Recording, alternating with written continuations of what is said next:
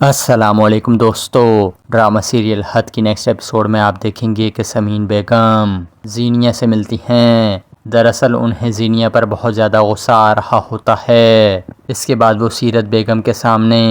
زینیا پر چلاتے ہوئے کہتی ہیں، زینیا تمہیں کچھ اندازہ بھی ہے کہ انسان جب اللہ کی بنائی ہوئی حدود کو توڑتا ہے تو بہت زیادہ گناہ گار ہو جاتا ہے، اور جب وہ اخلاقیات کی حد کو پھلانگتا ہے تو وہ وحشی اور درندہ بن جاتا ہے، اور پھر جب انسان انسانیت کی حد بھول جاتا ہے تو پھر وہ اپنی اوقات بھی بھول جاتا ہے۔ دوستو، سیرت بیگم بھی خاموشی سے سمین بیگم کی ساری باتیں سن رہی ہوتی ہیں، کیونکہ وہ بھی اپنی بیٹی کی حرکتوں پر بہت زیادہ شرمندہ ہوتی ہیں، کیونکہ ان کی بیٹی اب ان کے ہاتھ سے بھی نکل چکی ہوتی ہے۔ دوستو، اس کے بعد آپ دیکھیں گے کہ سمین بیگم اپنی بات جاری رکھتے ہوئے کہتی ہیں، انسان سرکش، باغی اور شیطان بن جاتا ہے جیسے کہ تم بن گئی ہو۔ دوستو، یہ سن کر زینیا کو اپنی چاچی پر بہت شدید غصہ آ رہا ہوتا ہے۔ اس کے بعد وہ بغیر کچھ کہے